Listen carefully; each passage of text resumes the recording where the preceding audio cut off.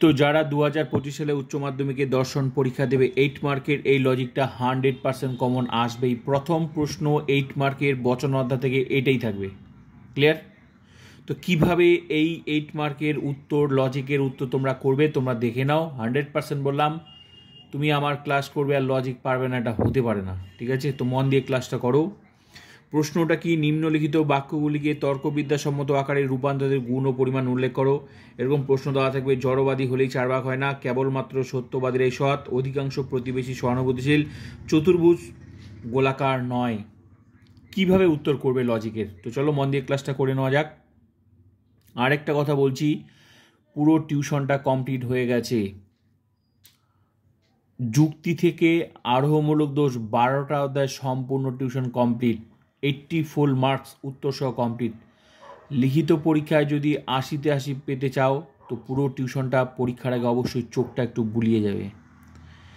যে টিউশন তোমরা পড়েছো এতদিন টাকা দিয়ে, সেই টিউশন, কিন্তু এই টিউশন বিনামূল্যে মিলিয়ে নেবে। ঠিক আছে, যতই টিউশন পড়ে থাকো না কেন মিলিয়ে নেবে। আর লজিক, আর এখন যে ক্লাসটা সেটা দেখো, বচন অধ্যায় যাবে, এই ক্লাসটা করে বাকি বচন অধ্যায়ের সমস্ত লজিকগুলো দেখবে, কিভাবে লজিক করিয়েছি। লজিক জীবনে ভুল হবে না।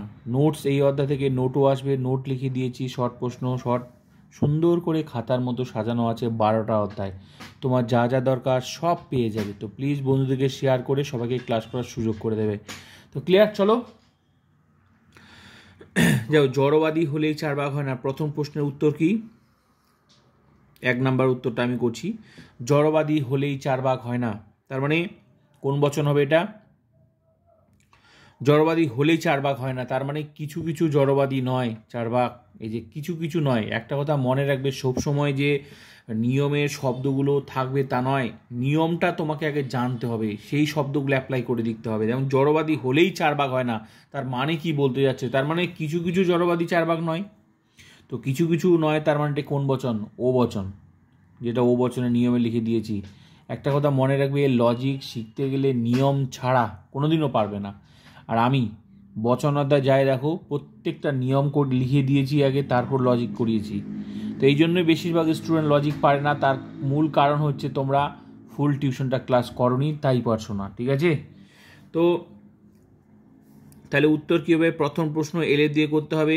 ঠিক আছে, জড়বাদী হলেই চার ভাগ হয় না, তার উত্তর কী হবে? কোনো কোনো জড়বাদী নয় চার ভাগ, কোনো কোনো জড়বাদী নয় চার ভাগ। কোন বচন? ও বচন। ক্লিয়ার? কোনো কোনো জড়বাদী নয় চার ভাগ, ও বচন। ক্লিয়ার? এবার কি করব? গুণ ও পরিমাণ উল্লেখ করতে হবে। তো গুণ পয়েন্ট করতে হবে। আমি শিখিয়েছি, ফুল টিউশন কিন্তু কমপ্লিট হয়ে গেছে, ভালো করে দেখেন। আমি এখন যা করা সব এক্সট্রা ক্লাস কিন্তু। ঠিক আছে, গুণ, গুণ অনুযায়ী বচন কয় প্রকার? 2 প্রকার, একটা সদর্থক আর একটা নয়ার্থক। পরিমাণ অনুযায়ী বচন কয় প্রকার? সামান্য আর বিশেষ। ক্লিয়ার? তাহলে সদর্থক আর নয়ার্থক, সদর্থক বচন কোনগুলি? এ আর আই। নয়ার্থক বচন কোনগুলি? ই আর ও। ক্লিয়ার? তো এখানে আমাদেরকে গুণে এবার দেখতে হবে যে এটা কোন বচন? ও বচন। তার মানে ই আর ও বচন মানে কিন্তু নয়ার্থক বা নাবাচক। ক্লিয়ার? নয়ার্থক বা নাবাচক লিখলেই হবে। এবার প্রমাণ করব পরিমাণ। পরিমাণ, পরিমাণে কি লিখবো? সামান্য না বিশেষ? এখনই বললাম পরিমাণীয় বচন 2 প্রকার, সামান্য আর বিশেষ। তো এখানে কি লিখবো? সামান্য বচন কোনগুলি? এ আর ই। বিশেষ বচন কোনগুলি? আই আর ও। কোন বচন বেরিয়েছে? আই আর ও বচন বেরোলেই আমরা এখানে লিখে দেবো বিশেষ। ব্যাস, এই যে এটুকু করলে না 2 মার্কস, 2+, এটুকু করতে পারলেই পরীক্ষায় 2 মার্কস। ক্লিয়ার? তো হয়ে গেল 1 নাম্বার প্রশ্নের উত্তর কমপ্লিট। এবার চলো 2 নাম্বার প্রশ্ন। 2 নাম্বার প্রশ্ন কি? 2 নাম্বার প্রশ্ন বলছে কেবলমাত্র সত্যবাদীরাই সৎ। এই যে কেবলমাত্র, কেবলমাত্র, একমাত্র, শুধুমাত্র, এই সমস্ত শব্দ থাকলে এ বচন হয়, কিন্তু উদ্দেশ্য আর বিধেয়পদে চেঞ্জ হয় বচন করার সময়। তাহলে এটা 2 নাম্বার প্রশ্নের উত্তরটা করি। এলেপ দিয়ে করতে হবে।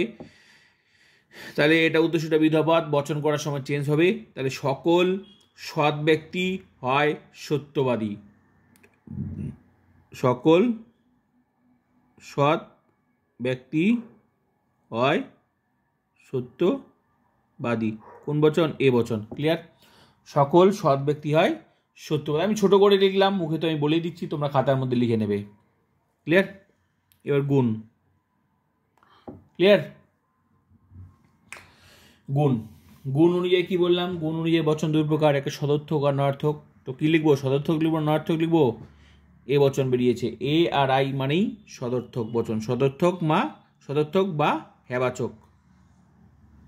ক্লিয়ার? হ্যাবাচক লিখলেও হবে, সদর্থক লিখলেও হবে। এবার প্রমাণ করবো পরিমাণ। পরিমাণে কি লিখবো? সামান্য না বিশেষ? এ আর ই হলেই সামান্য বচন, আর আই আর হলে বিশেষ বচন। তাহলে পরিমাণ এ বচন বেরিয়েছে, তাহলে এখানে কি লিখবো? সামান্য বা সার্বিক, যে কোনো একটা লিখলেই হবে। ক্লিয়ার? 2 নম্বর প্রশ্ন উত্তর কমপ্লিট। দুটা প্রশ্ন হয়ে গেল, 2 2 4। ক্লিয়ার? নেক্সট প্রশ্ন, অধিকাংশ প্রতিবেশী সহানুভূতিশীল।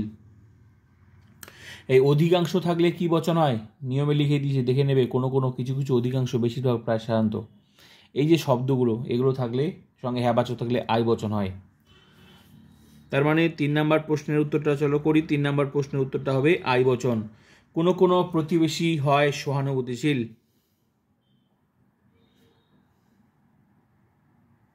কোনো প্রতিবেশী হয় সহানুভূতিশীল। কোন বচন? আই বচন। ক্লিয়ার? আই বচন। কোনো প্রতিবেশী হয় সহানুভূতিশীল, আই বচন। এবার কি পয়েন্ট করবো? গুণ। গুণে কি লিখবো? গুণ মানেই দুই প্রকার, সদর্থক আর নয়ার্থক। সদর্থক কোনগুলো? এ আর আই। কোন বচন বেরিয়েছে? আই। তার মানে এখানে লিখবো সদর্থক। ক্লিয়ার? এবার কি বলবো? পরিমাণ মানে কি? পরিমাণ মানে হচ্ছে সামান্য, না হলে বিশেষ। কোন বচন বেরিয়েছে? আই বচন। আই আর ও বচন মানেই হচ্ছে বিশেষ, তার এখানে লিখবো বিশেষ। ক্লিয়ার? বিশেষ বচন। ব্যাস 3 নম্বর প্রশ্ন, 3টা প্রশ্ন হয়ে গেল। 3 2 4, 3 2 6। ক্লিয়ার? নেক্সট হচ্ছে চতুর্ভুজ গোলাকার নয়। কোন বচন হবে? প্রত্যেকটা 2 মার্কস করে, ঠিক আছে? এবার 4 নম্বর প্রশ্ন, চতুর্ভুজ গোলাকার নয়। 4 নম্বর প্রশ্ন এর দিয়ে করতে হবে। চতুর্ভুজ গোলাকার নয়, তার মানে কোন বচন? ই বচন। যেটা কখনোই হয় না, কোনো নয়, কিছুই নয়, থাকলে কি হয়? ই বচন। আরেকটা কথা মনে রাখবে, প্র্যাকটিস ভেরি ইম্পর্টেন্ট। আমার ফুল টিউশনটা সুন্দর করে সাজানো আছে, তোমরা প্রতিদিন প্রত্যেকটা ক্লাস করতে থাকবে। পারবে না এটা হতে পারে না, আমার ফুল টিউশনটা সেভাবেই করা, ঠিক আছে? তো যারা পারছে না তাদের মূল সমস্যা হচ্ছে তোমরা ক্লাসগুলো মন দিয়ে করো না, এটাই হচ্ছে মূল সমস্যা তোমাদের। আর তুমি যদি ক্লাসগুলো ঠিকঠাক করো তাহলে তোমাকে লজিকে কেউ আটকাতে পারবে না। এই যে চতুর্ভুজ গোলাকার নয়, এই ধরনের বচন আমি শিখেছি। সহজ তো, যেটা কখনোই হয় না, পশু পাখি নয়, নীল সাদা নয়, গরু ছাগল নয়, হাতি চেয়ার নয়, এই যে এই ধরনের প্রশ্নগুলো, যেমন চতুর্ভুজ গোলাকার নয়, কখনোই না, তাহলে কোন বচন? ই বচন। তার মানে কোনো চতুর্ভুজ নয় গোলাকার, কোন বচন? ই বচন। ক্লিয়ার? কোনো চতুর্ভুজ নয় গোলাকার, ই বচন। তারপর কি? গুণ মানে কি লিখবো? গুণ মানে লিখবো হচ্ছে সদর্থক, না হলে নয়ার্থক। সদর্থক কোনগুলো?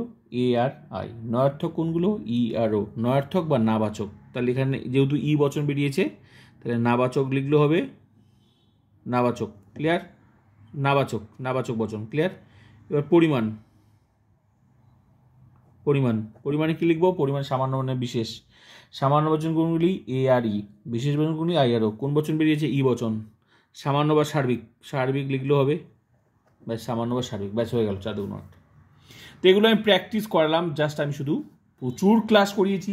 বচন অধ্যায় সিলেক্ট করো, যা দেখো প্রচুর ক্লাস আছে, নিয়ম, প্র্যাকটিস, প্রচুর লজিক, মানে লজিক প্রচুর করিয়েছি। ফুল টিউশনই কমপ্লিট, ঠিক আছে? তো প্রতিদিন প্রত্যেকটা অধ্যায় ভিজিট করে ক্লাস করো, দেখবে এমনি তুমি লজিক পেরে যাবে। তো প্র্যাকটিস হয়ে গেল, এবার মেইন টিউশনে গিয়ে বাকি ক্লাসগুলো করে নাও।